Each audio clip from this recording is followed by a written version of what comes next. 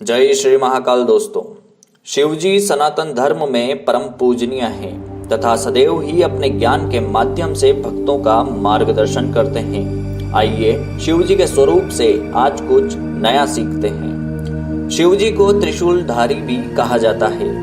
तीनों गुणों को वश में करने वाले हैं महादेव, और यह तीन गुण सत्व, राजस और तामस नाम से जाने जाते हैं। यह त्रिशूल शरीर को संचालित करने वाली तीन मुख्य नाड़ियों ईड़ा, पिंगला और सुषुम्ना को भी प्रदर्शित करता है। शिव जी को त्रिनेत्रधारी भी कहा जाता है। शिव जी का तीसरा नेत्र अंतर्दृष्टि का प्रतीक है, जो कि मनुष्य को प्रत्यक्ष दृश्य के कारण तक पहुंचने का मार्ग बताती है, अर्थात यह विवेक और इससे भी बढ़कर आत्मज्ञान को प्रदर्शित करता है। शिव जी को चंद्रशेखर भी कहा जाता है। शिव जी के चंद्रशेखर स्वरूप से सीखने को मिलता है कि मनुष्य को सदैव शांत बुद्धि का होना चाहिए। यदि मनुष्य की मति अर्थात बुद्धि शांत है तो वह कठिन परिस्थितियों का भी सहज ही समाधान खोज सकता है। शिव जी को गंगाधर भी कहा जाता है। गंगा अर्थात ज्ञान रूपी अमृत, ज्ञान ही मुक्ति है और यह शीर्ष पर है अर्थात सम्माननीय है और ग्रहण करने योग्य भी।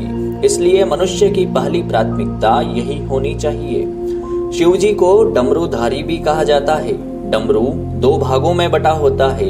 एक भाग सांसारिक जीवन और दूसरा भाग आध्यात्मिक जीवन को दर्शाता है, और यह संकेत देता है कि इन दोनों के बीच सामंजस्य हो तो मनुष्य को परम आनंद की अनुभूति प्राप्त हो सकती है। शिव जी को भस्मधारी भी कहा जाता है।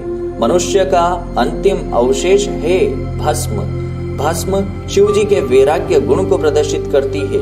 भक्तों के इतिहास में एक भक्त थी मीरा, जो कि श्री कृष्ण से प्रेमवश वैराग्य को प्राप्त हो गई थी। यही वैराग्य मनुष्य में ऐसा संन्यास भाव लाता है कि मनुष्य राजमहलों से सुखों को भूलकर ईश्वरीय प्रेम में डूब जाता है। शिव जी को बागंबर नाम से भी जाना जाता है। शिव जी बाघ के आसन पर बैठते हैं। बाघ मनुष्य के क्रोध का प्रतीक है, अतः यह संकेत हमें समझना चाहिए कि जब मनुष्य वैराग्य पूर्वक ध्यान करता है तो वह अपने क्रोध पर विजय प्राप्त कर रहा होता है।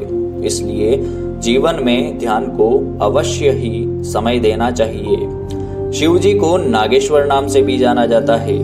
कुंडलिनी जागरण के समय मनुष्य की सुप्त ऊर्जा नाग अर्थात सर्प रूप में ही प्रदर्शित होती है।